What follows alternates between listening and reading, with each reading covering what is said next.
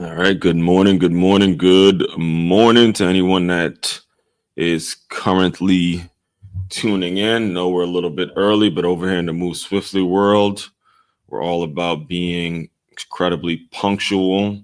To be early is actually to be on time. To be on time is to actually be late. And being late is completely inexcusable. We don't tolerate any of that nonsense over here in the Move Swiftly world. So being incredibly punctual. To be early is completely. All right. We're good over here on Facebook. Let me go check LinkedIn real quick. Make sure we're solid there. Kind of paranoid nowadays with the sound because there was a time where I recorded a whole episode, right? Recorded a whole episode. And I realized the sound wasn't working. And I didn't realize the sound wasn't working until the end. So we're good over here on LinkedIn. What's up, LinkedIn? What's up, LinkedIn? What's up? Shout yourself out. Because there was a time where I recorded a whole episode, right? So what up, LinkedIn? What up? Let me go check YouTube to make sure we straight there. Oh yeah, we got a lot to talk about. You guys see the title. We have a whole lot to get to today. I am truly, man, I just have been, it's been a different level of disappointment in regards to how people have been reacting to this election and the realities and the truth and all the things that have been coming out since the election. Recording this, by the way, November 15th, 2024. Officially 10 days from the election results. And as a teacher now, I got to tell you, as a teacher, I'm truly have a lot to say, have a lot of opinions, and am disappointed with a lot of my peers, a lot of the adults, a lot of the colleagues, a lot of the people that I consider, or at least considered before this election. I don't want to use the term friends, but definitely people that I thought somewhat highly of, thought I could learn something from, and to see the way that their reaction after the election, I'm obligated to come on and speak to you directly about. So for those of you who don't know me, As One Crookshank here. My name As One Crookshank. One and only Move Swiftly speaker, former Division I college football player, and current 5-time published author and educator. Continuously gives you a perspective on teamwork every single day. As a former football player, but I've established a business, established a system, established a process then which I've used the lessons that you learn on the football field, the teamwork lessons that you use on the football field, and align it with business so they don't, they have more of a cohesive staff, and so that they have a staff in which is moving in a way in which everyone knows their goals, knows their measurables, and you have people that are very, very motivated. So before I get into today's topic, which is, again, I'm going to be telling you how to properly guide students through these election results, through these trying times, through these divisive times that really have not much to do with the actual candidates themselves, but more so to do with the people, the actual people that are on TV, and they're spewing this divisive language and this divisive tone in which it seems to be okay, seems to be responsive, seems to be something, is just a thing to do nowadays. So before I get into all of that, because like I said, I got a lot to discuss. If you are in the West Palm Beach area, if you live in West Palm Beach, Florida, anywhere near West Palm Beach, Florida, we're about 8 days away from the first session. All right. Free boxing lessons. I am a life group leader. I'm a leader at my church named Life Church. I'm a group leader, and we will be starting the free boxing lessons November 23rd. If you have already registered, I will be sending it over a waiver to you this weekend. If you have not registered yet, be sure you do so. We're going to be doing it every 2 weeks. I have the date set, the location, and all that stuff. I'll send you all that information. Just hit that QR code that you see, or simply message me, and let's get this thing right. Let's really get ourselves where we need to get to going into this new year. All right. Second thing, business owners. If you have not yet, go to If you've not yet gotten your free guide, go to freeguide.makeyourmove.com. What I've done is I've come up with a really easy to understand list of 10 things that you could be doing right now to use 10 ways in which you could be using innovative teamwork to reduce the turnover in your business. All right.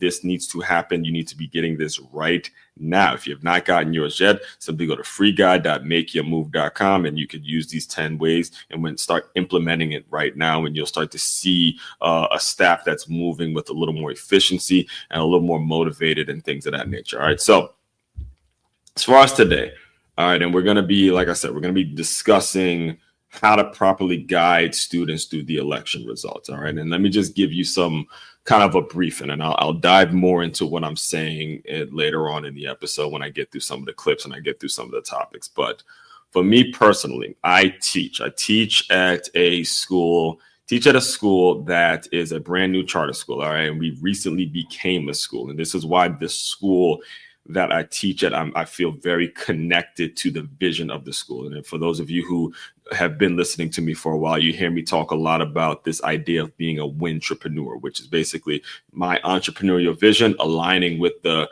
actual job that I currently have. And when it comes to this brand that I've created, this logo, this thing that you see, this plus LY logo, it's a great synergy between what I created with my own intellectual property and what the Center for Creative Education has created. All right. Because what we are all about, I should stop saying they and I should say we, what we're all about is making it so young students, K through 12, are engaged in learning and that we're able to prove their results by showing and really closely monitoring reading levels, making sure they're reading on grade level. If need be, we will hold students back to make sure they're on reading grade level. We bring in teaching artists to engage students in learning in a creative way. And pretty much what we sell our donors on is the critical thinker. The students that come through our system are going to develop as critical thinkers. All right. And I have to make sure I mention that because I'm around it every day. Before you guys are, a lot of these people who comment on the election or are so quick to call Trump a misogynist, or so quick to judge people, or so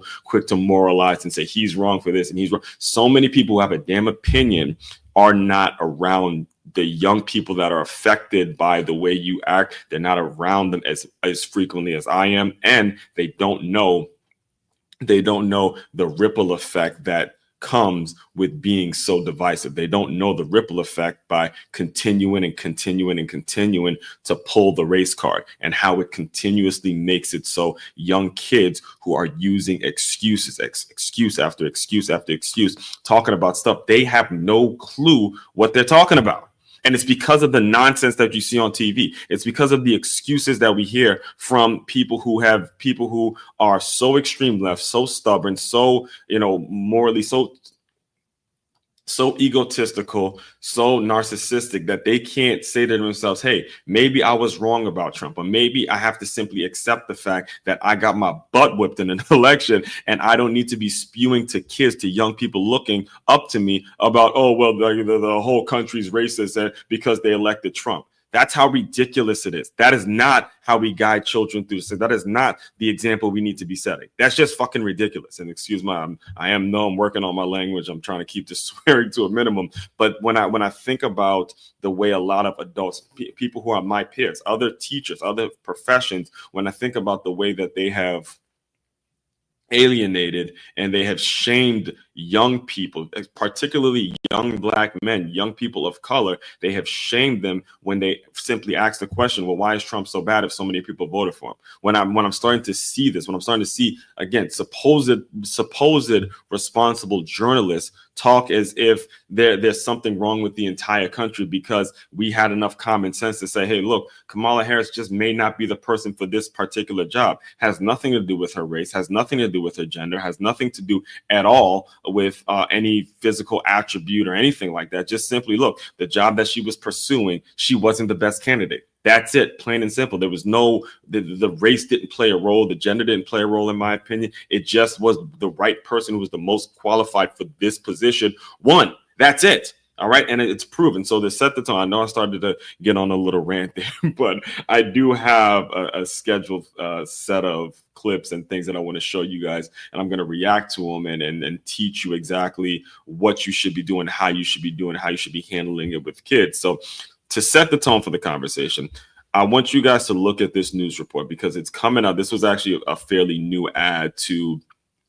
This was a new ad to the show. I'd come up with the idea to talk about this maybe a couple of days ago. And then this report came out about how much the Harris campaign actually gained, how much they spent, and how much they're actually in debt, and where your money, if you put your money in the Harris campaign, this is exactly what happened. Week after their resounding loss, and much of the spending was on digital media advertising, polling, and travel from state to state. According to the reports, the Harris campaign spending six figures building a set for Harris's appearance on the Call Her Daddy podcast with host Alex Cooper.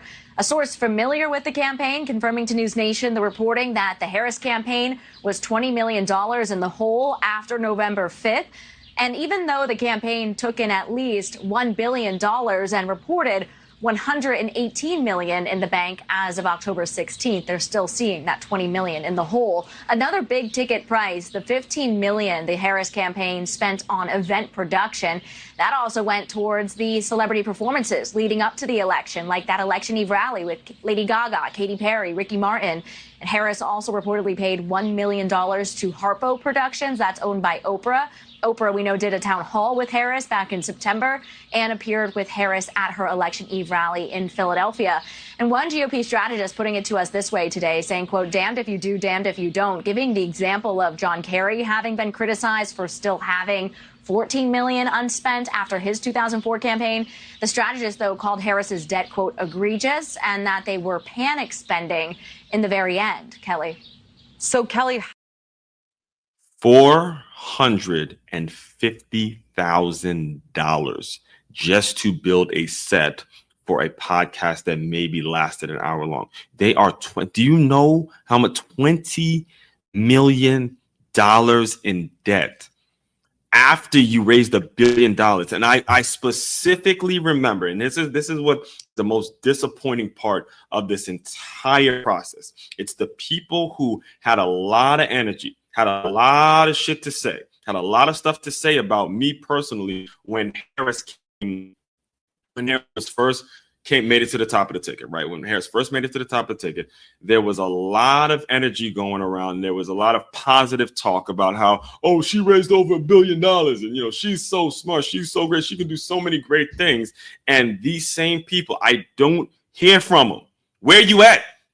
Where exactly are you at? I mean, for you to, and this is the part that gets me so fired up, is because when you're talking about progress and when you're talking about, seeing a society that's moving in the right direction, and you're talking about being in a situation where you are part of change in a positive way. And when you sell yourself as a person that is quote unquote progressive, or is a person that has intellect, and you are all about, the betterment of the culture and betterment for the people, when you reach a situation when the numbers are not lying, when the math is simply clear as day, all right, when it's reported, these reports don't just come out of nowhere. Granted, they may be off by a few dollars here and there, but at the end of the day, you're not going to just report something like this where there's math that's actual proven numbers that can be proven. All right, when this stuff happens, where's the accountability? Where exactly is the accountability? Where's the accountability when it comes to, hey, this person that we back, this person in Harris that we backed, again, very accomplished lady, has done a lot of great things for her career, can be looked at as someone that's a positive member to society. I would give her that. But at the end of the day, she was not the right candidate. And when are we going to start admitting that? That is the part that really is driving me crazy. And I'll tell you why this happened. So let me just kind of give you an idea of how this whole thing is set up. All right. There are people out there who are called race hustlers, all right? Race hustlers, race baiters, the whole woke cancel culture, all that nonsense that we were hearing just 2020, 4 years ago. There are people who are paid to keep this lie going. And most of these people that get paid, and they get paid very handsomely, they're really good at what they do. They're really good at what they do. They know exactly the right buttons to push. They know exactly the right triggers to hit. They know exactly what to say, how to say it. They have a lot of fancy degrees. They come with a lot of fancy language. And before you know it, if you're not careful and you don't go out and do your own research and, really ask yourself questions about how you're critically thinking and how you're able to stay on top of your game. These people are so damn good that they would have you thinking you're a victim. They would have you thinking that you don't live in the greatest country in the world. They have you thinking that you actually are being under attack, when the truth is you are so blessed to be living in this particular country. You're so blessed to be able to not be in a situation where you're enslaved. You're so blessed to be in a situation where even someone like Trump can't even have the goal of running for office, because we all saw what he was dealing with the court system and dealing with, just almost damn near got assassinated, all that kind of stuff. We're so lucky to be in a situation or in a world in which you get a Kamala Harris who made it all the way to the top of the ticket. And the race hustlers out there, the folks who get paid to continuously feed you this bullshit, they are so damn good at what they do that they will go beyond, and they will start grabbing it. So they will go beyond just comprehension to try to prove their point, try to make themselves right. But when they get, and this is the important part now, when there's a loss, this is, and I'll tell you this story, because when it comes to me, I always bring it back to the football world and what I learned as a player. A lot of the things that I've learned in business came from my experience as a football player. I'll tell you this story because this was back when I played for the White Oak Warriors. And the White Oak Warriors, it's a part of Silver Spring, Maryland, that sit right in the middle of the suburbs and kind of the inner city of DC. So it's kind of inner city of DC. We also got some, I'd say, rougher parts of, basically Prince George's County, which was right there in DC. So Silver Spring, Maryland, where I grew up, right affluent neighborhood. And then you had that DC PG mix. And we all came together to make what we called the White Oak Warriors, right? So we had a good mix of kids who were affluent, had a decent mix of kids that were kind of from inner city background, a rough neighborhood, stuff like that. And we were able to come together in the football field. And none of that, even as players, none of that where you came from and all that nonsense, none of that actually mattered, right? So I remember there was a situation in which we would scrimmage teams. All right. For those of you who don't know what a scrimmage is basically a practice game, at the youth level. Actually, the NFL is actually starting to do this now with joint practices and stuff like that. But at the youth level and at the high school level, what you would do is you would organize it with a coach. Then you would go and just kind of practice, do basically a practice game with another team, right? So there were times in which we would scrimmage teams that were from really rough parts of Maryland, whether it's the rough parts of Baltimore, rough parts of PG, some rougher parts of DC, and we'd scrimmage them, and they'd come out with a whole lot of energy. They'd be, quote unquote, the real black ones, like the real black kids, the kids who are going through the real black experience, right? So they'd come out with a whole lot of energy there. A lot of them, again, they're being raised in broken homes and they're really struggling. They're in the quote unquote hood. A lot of black people like to use the term from the hood and as a badge of honor and all that kind of stuff, right? So here's what happened, all right? And I remember it actually happened, but I remember a coach pointing it out. Now, I was a kid and I didn't really realize that this was the truth, but it wasn't until I got with some of my other coaches and I was listening to the way that they spoke about these situations that I realized, that's right, because it played out on the field the same way that the election played out the way it was supposed to play out, right? So we had a coach, though I can't even remember the coach's name. I think it was one of the players, one of my teammates' dads or something like that. And we were on our way actually to another game, another scrimmage. At that time we would be carpooling and, we'd work together as a community to get kids to games and all that kind of stuff. Right. So anyway, they were having this conversation about the White Oak Warriors, again, the quote unquote suburban spoiled black kids team versus the real black team, like the hood black teams, bunch of guys being raised off raised with single mothers, fathers not around, fathers in jail or doing whatever it is, the ones that are really going through the black experience, right? So he broke it down just like this. He goes, the problem with those teams, the problem with those inner city teams, the teams that we like to, tout as the hood teams and all that is, they know how to come out with a lot of energy. They know how to come out and play with a lot of energy. But the minute that they get hit back, they don't know what to do. They don't know what to do. The minute that they get hit back, the minute that they run up against the White Oak Warriors, the minute that they run up against a team like us who was going to hit them back, they had no answer, no substance whatsoever. And that's what I'm seeing with this Harris campaign. That's what I'm seeing with a lot of the people that had a lot of energy when it comes to Harris. All right, the minute that you just got to hit back, all right, so you realize, hey, the country ain't really feeling this lady. You know, all this race baiting, all this BLM stuff, all this nonsense that you've been filling our heads up with for the past 4 years is not actually the case. When people like me, critical thinkers like me, other Black critical thinkers like myself, really actually go and do the research, they realize they throw at you some facts, they throw at you some questions, and all of a sudden it gets mute. I don't hear from nobody. We ain't talking.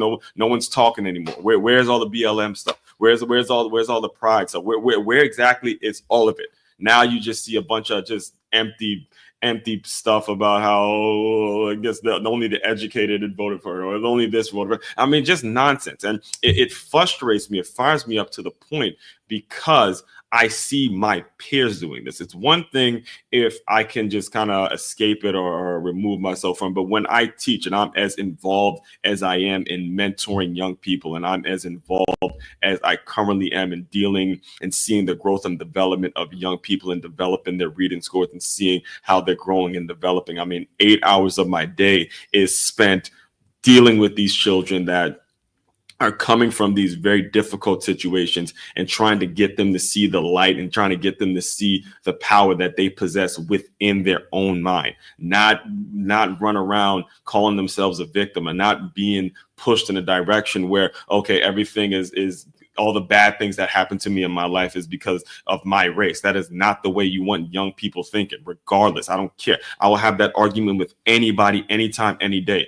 We do not want our young people moving around in this victim mentality when they live in the greatest country in the world, when they live in a world in which they just saw a woman of color make it all the way to the top of the ticket. But we're still going to push this victim mentality. We're still going to push. We're still going to advocate for people to not spend time with their family. We're still going to advocate. We're still going to make it so young people are feeling like somebody's against them. That is the wrong direction to be pointing our young people in. And I'm going to play you a clip because this one really got up under my skin. And if you're watching this right now and you knew me in high school, you would know exactly why. You would know exactly why this particular clip really got up under my skin, because I myself went to my name again, Aswan Crookshank, and I went to a high school that was predominantly Caucasian. All right, I was recruited to go there to play football. This high school has now become a nationally known football powerhouse. Very proud, very happy of my experience at this particular high school.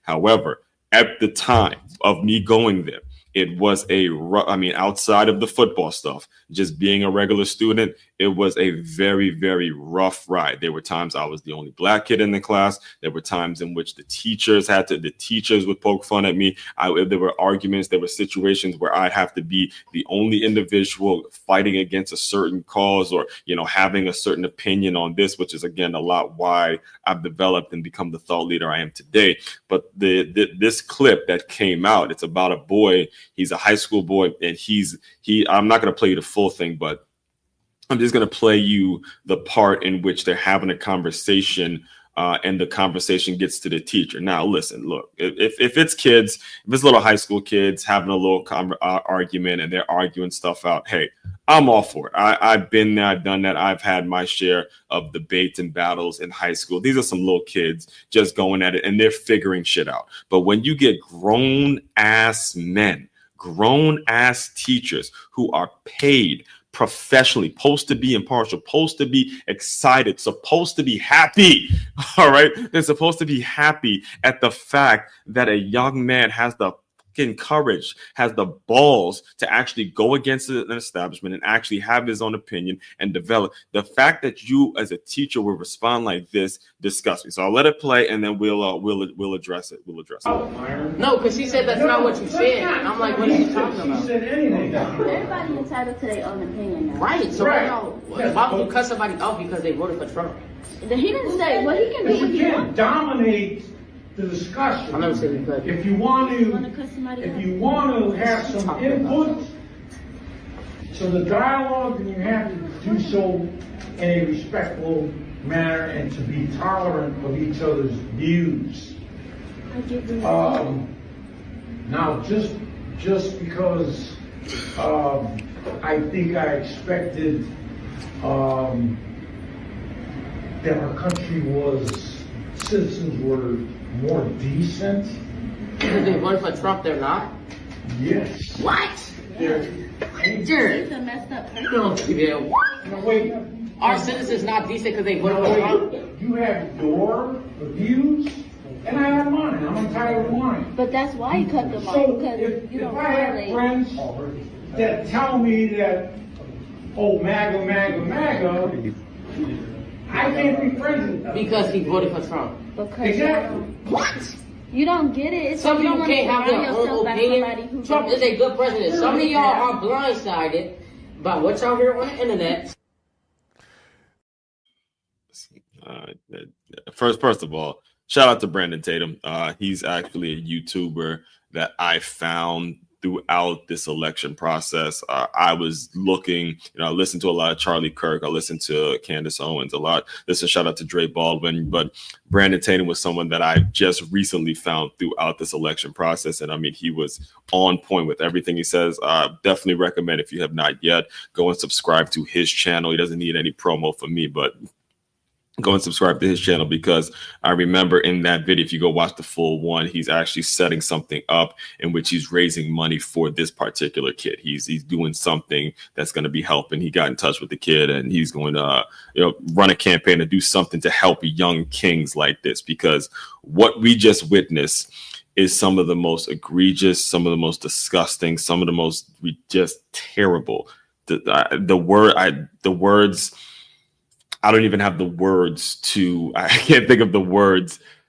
Somewhere between disgusting, terrible, and just fucking ridiculous. Fuck it. All right. I'm trying not to curse try my best not to, use foul language, because I am developing as a Christian. I'm still very, very imperfect when it comes to the swearing. I've been going to church. I've been trying to stay away from the swearing as much as I can. But when you see fucking teachers like this stupid ass one, who has the fucking, the audacity of this dude to be a teacher, and to tell this young man who has an opinion clearly.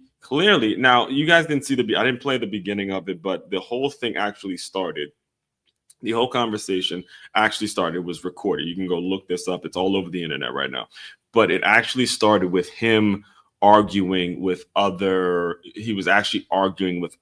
girls. He was actually going back and forth with other high school girls, and there you can hear it. You could hear it in the recording that there were other high school girls who were upset about the fact that they were voting against a candidate that would allow abortion, and oh well, it's my right, my body, or my decision to do what I want with my body. You kind of heard him say, so you want the access to have an abortion and all that. And he goes, you're probably a virgin. He actually, because they're in high school, they're having this conversation. And that's actually what drew me to the video, because personal experience of mine, me as a person that has done a ton of workshops for a lot of different high schools, especially out here in South Florida, I can vividly remember, and this is a true story, guys, all right, can vividly remember going to high schools and watching little black girls walking around with sonograms as if teenage pregnancy was the thing to do.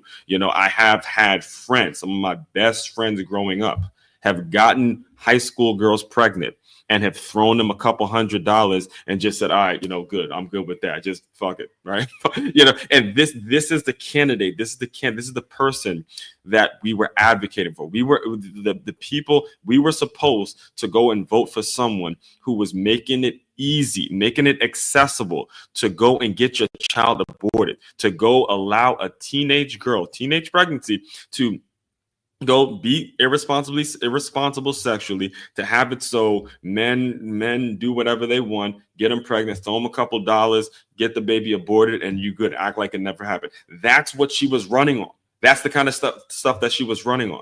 And then, I mean, don't get me started on this idea of actual women, I mean, men playing in women's sports. That was the most ridiculous thing. But at the end of the day, when what we're talking about today, as you can see, it's guiding the students through the election results. And the results were what the results should have been. The results were exactly what I was praying. I almost felt a sense of relief as the landslide, as the results came in. It was a sense of relief on my end. But here's the point. Here's the point for the video when it comes to the when it comes to the what I just showed you, all right, with this young high school boy, all right, is when it gets to the point where the teacher has an opportunity to interject, all right, because this actually happened to me. I think it was so the election was a Tuesday, so that Wednesday, right? So that Wednesday, like I said, I teach, and the majority of the students that we have at this particular school, they're actually young Black girls who actually one of them, there was an assignment. I remember there was an assignment last year in which there were like a lot of, it was like a Black History project, and I believe Kamala Harris is one of the options in terms of who the girls can be, you know, when it comes to the historical figure of the person, excuse me, the person that they wanted to emulate, that they wanted to be, and Kamala Harris actually came up on that list. So again, last Wednesday they come in, and obviously some of them are very disappointed. Now, me personally, I was never the type of person that was going to twist the knife. You know, I was happy Trump won and all that, but at the end of the day, I had the mindset that there was really not going to be a winner regardless, because of how low these candidates stooped and how many shots that they took at each other. They didn't really run a campaign. Neither one of them ran a campaign in which it was really about them. It was all about a lot of mudslinging and a lot of smearing of the other person's name. However, again, I was happy that Trump won, but I didn't stick it up the ass of the people that wanted Harris to win. Obviously, again, I work with a lot of Black females, and I teach a lot of Black female students, which again, I wanted to make sure they understood, hey, regardless of who did win or lost, you still have an opportunity to develop as a student, as a teacher, and all that kind of stuff, right? So anyway, I remember I was doing a reading intervention. And it was a young Black girl, 4th grade girl, young white boy, 4th grade boy, and a young Black boy who was a 4th grade boy, right? All of them. And the one Black boy I know personally has real deep issues because his father is not in his life, and he's still working through those emotions and stuff like that. The young white boy, again, he's kind of the minority in this particular school, so he has his issues. And then you get the young Black girl who is obviously not particularly excited, or is a little upset, a little still edgy about the election because it's Wednesday. So I had all three of them in a reading intervention group, and we're going over, I believe the passage was actually here's what happened. So the passage was kind of a trigger for her, because the passage was actually about a mayor. It was a mayor, and it was a story about a mayor who was having a town hall, and there was a little boy who was advocating. He was advocating for money to be allocated for the baseball funds, and then there was a business owner involved who ran a car wash. So we're reading this story again. It's me, the teacher, and then it's again, little Black girl, little white boy, and then another Black boy.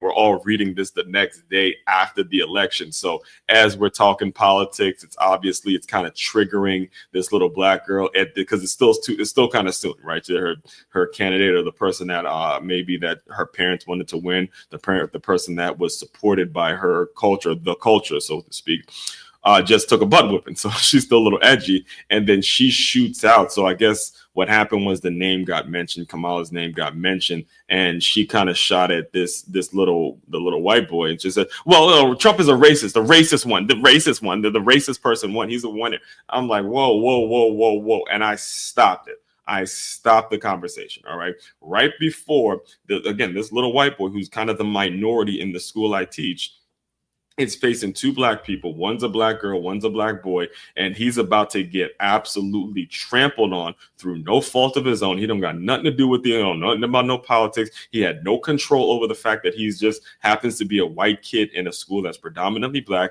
was about to get, just a hammer was about to come on him, because this is right after after the loss. And I, as a teacher, said, no, stop it. We're not doing that. We're not doing that.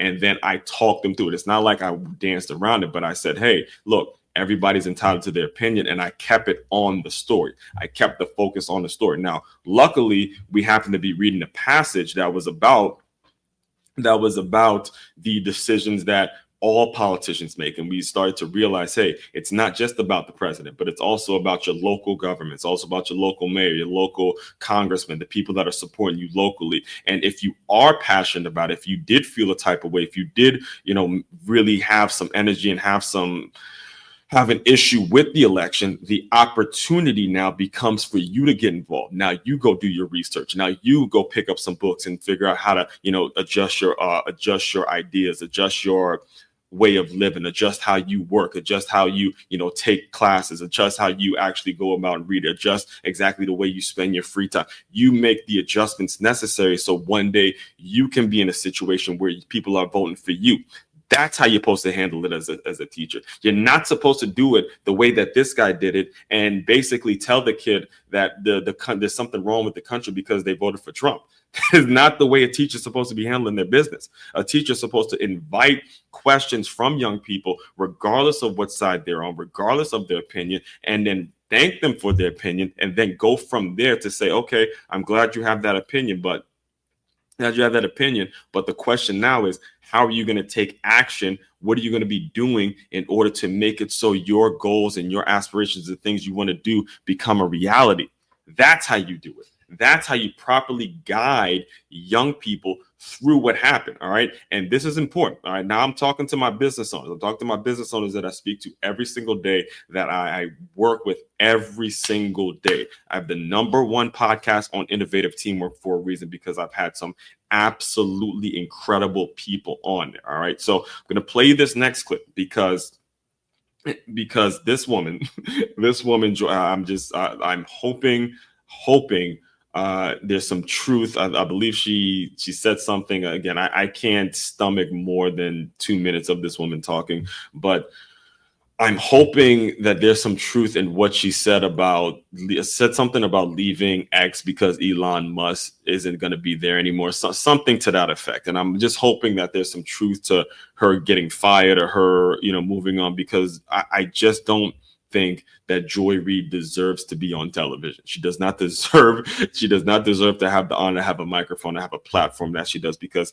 it's people like this, again, that are really, really, really, really, really, really damn good at what they do, that are contributing to such a divisive mindset, that are the main fucking contributors to the divisive culture and divisive tone that leads to young students, the young black girl students that I teach every day, that leads them to think like, hey, I'm a victim and it's okay for me to go and attack and hate all white people, or hate all people that are not black female, or hate all people. This is the kind of stuff that they say on national TV that eventually gets to our kids, because it's free access. It's material that they especially if they're coming from a broken home, this is material that they have 100% access to. And you, as a passionate educator, you as a passionate business owner that preaches accountability, you have no way of necessarily stopping this flood of information, this flood of victim mentality that people spew.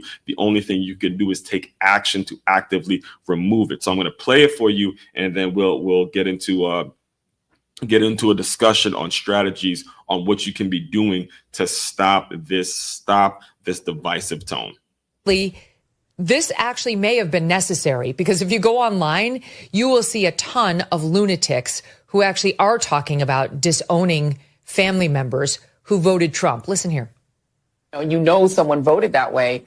Do you recommend, just from a psychological standpoint, being around them? We got the holidays coming up.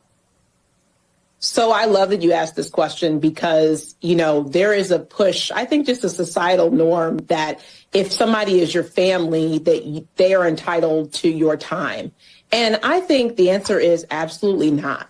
So if you are going into a situation where you have family members, where you have close friends who have voted in ways that are against you, like what you said, against your livelihood, and it's completely fine to not be around those people and to tell them why, to say, I have a problem with the way that you voted because it went against my very livelihood and I'm not going to be around you this holiday. I need to take some space for me. And I actually talked to, adults as well as advising parents for children. I mean, I think, I don't think that you should force children. I don't think you should force adults to be around people just because they're your family. I think there's a level of, need to establish boundaries. And if you feel like you need to establish boundaries with people, whether they're your family or not, I think you should very much be entitled to do so. And I think it may be essential for your mental health. These people are sick. They're I mean, Megyn Kelly, I think she nailed it. Absolutely nailed it. These people are sick. They're fucking sick. They are absolutely sick. They're sick. The word is right. They're absolutely sick. All right, and here's my point. And so just to kind of wrap up today's live stream today, like you can see today, we're talking about properly guiding students through the election results. All right, here's what I mean when I said earlier, these race hustlers out there, these folks that are paid, they are paid handsomely by whoever is going to pay them, wherever the money comes in, whether it's coming from the Democratic, whether it's coming from the Democratic Party or whether it's coming from an actual sponsor, whether it's coming from donors, whoever it's coming from, wherever the money's coming from. If you're being paid to be the voice, as you just saw, Joy, she has her own show. That's the scary part, is that Joy Reid actually has her own show on a actual TV network. That's what's scary about this. That's what's even more disgusting about this. They are so damn good at what they do that you don't even realize how you're being deceived. All right. So couple points that she just made. It wasn't Joy Reid that made these points, but the guest, whoever that was she was interviewing, said some things that were very true, right? Said some things that were very true. She said there is a time in which you're going to have to distance yourself from family members, which again, that's very true. It's very true. It's very true. Everyone that has grown up knows that, hey, there's going to be a time where you're going to have to distance yourself from some of the things that your family members do. There's nothing wrong with that at all. That's actually necessary. That's something that everybody needs to hear. However, the context and the reason that she's using this language is completely fucked. You see my point? Like, they're so good at what they do because they use language that you're going to need, but then they turn around and they try to slip in this reasoning is wrong. The reason you should distance yourself from your family is not because of a presidential election that millions of people played part in, but you want to maybe distance yourself from your family because you're in your season of growth. You maybe need to be alone to go bond with a new family member. Maybe you met someone that's helping you develop personally and self-development and all that kind of stuff. Those should be the reasons. But the reason that you go and you distance yourself from your family is not because of the way of an election went. That is not at all the reason that you should be distancing yourself from anyone. If anything, you should be doing the opposite. When you're talking about election results, you should be having a conversation with whoever is willing to have a conversation, whoever you're willing to have is willing to have a conversation with you so you can grow. Hey, maybe some of the things that were said about Donald Trump, all the negative, the fascism, the Hitler, you guys know all the talking points, all the nasty stuff that they smeared about. Maybe some of that stuff ain't true. Maybe some of that stuff is a little fabricated. Maybe just ask a Harris supporter, hey, if you said all these nasty things about him, How is it that he won in such a landslide? How is it that so many people, this wasn't a close victory. How is it that so many people thought he was the best option in this election? And then you see what at least the positive Harris supporter, the one that's willing to have the conversation, says, you know what, you're right. Let's explore that a little bit. Let's compare policies. Let's compare how they spent on their budget. Let's compare what this one did and what that one did. Let's talk about the negative. Let's talk about the positive. Let's talk about maybe the way America was seen. Let's talk about some of the major events of the world. Let's talk about this. And we're going to shake hands. We're going to have a conversation, and we're going to say to ourselves, okay, let's come up with our own ideologies. Let's come up with our own system. Let's come up with our own policies. That's the way it should work. That's the way the conversation should be. That's the way it should happen. You should have it like that. You should not have it to where you have these people who use very, very, very slick language, very smart folks who say to themselves, okay, I'm gonna use something that I know people are gonna need to do, but I'm gonna slide it in there that I'm gonna use the election and use this election to continue to create divisive language. I'm gonna use everything I can, regardless of how ridiculous at this point I sound, knowing at how bad and catastrophic the loss was. I'm going to continue to push this narrative because I can never be wrong. I'm so damn educated. I went to this college. I have this degree. I have this certification. I'm so damn smart. I can't be wrong about one fucking thing. That's the mentality that we're dealing with. So I encourage you guys as I close out, because I know I started ranting. I know I'm going to get, trust me, I'm going to get back into some football. We got some huge games this weekend. My Commanders took an L yesterday. However, the season is not over. Just know we're still a quarter of the way in. The season's not over yet. Oh, that's my mom calling me. I'll call you right back. All right, so the season's not over yet. Commanders took an L. There's a huge game that we're going to be talking about. I'm actually going to get a chance to watch a full Colorado in the big noon kickoff. My Michigan Wolverines have their second bye week, so get a chance to watch the Colorado. They have the big noon kickoff, and then the Georgia Tennessee game is something I really am intrigued about. I'm really excited of watching that game, seeing that, went to the first as a freshman, I went to a school named Carson Newman College, and we would party all the time out there in Knoxville. And I remember the Georgia Tennessee rivalry, all that kind of stuff. So I'm excited about that. And we're going to get back into some football, but I had to give this episode. I had to speak on this because my day to day is being affected and being a positive role model, being a positive mentor, being a person for these kids, for these students, for these young people that is going to be positive, is going to figure out ways of finding the silver lining in everything that happens in this world. This is what I do. This is the promise that I make to business owners. It's the promise I make to whoever consumes my work for any length of period, any period of time. This is what I'm all about. I have to talk to you guys about how to properly do this because so many people out there are doing it the wrong way. All right. And I'll continue. You'll hear me speak on this over and over because, again, there's a certain mindset. All right. It's a certain mindset that, and just to close you out, the way to avoid this, the way to keep yourself from falling down this victim mentality is you really start to ask yourself certain questions. Ask yourself, are you holding yourself accountable? Are you making sure you're not walking around with this mentality that you know everything? Are you walking around always willing to learn, always willing to work with people, regardless of what their opinion is, or if your opinion differs from them? Are you willing to have a conversation, ask questions? Make sure you have it in your own mind that you're willing to do these things. And the next thing that you have to do is remove everybody else that doesn't. All right.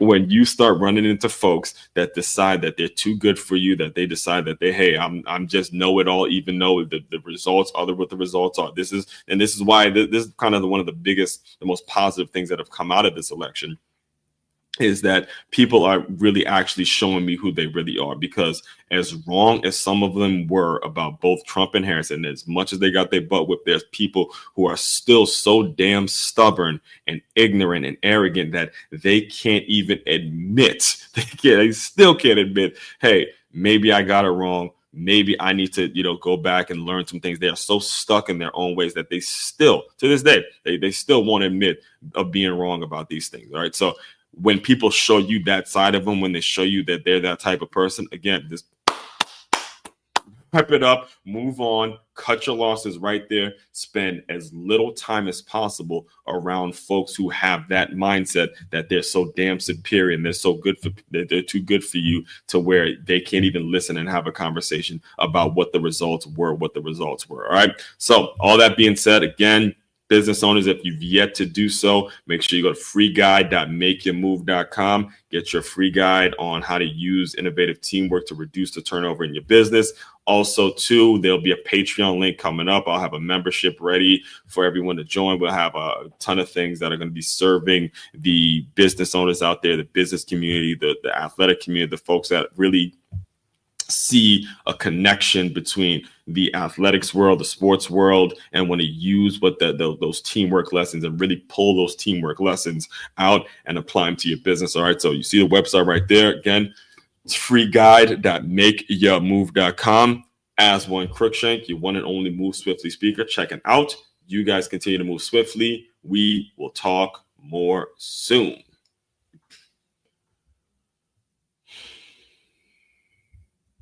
Before you.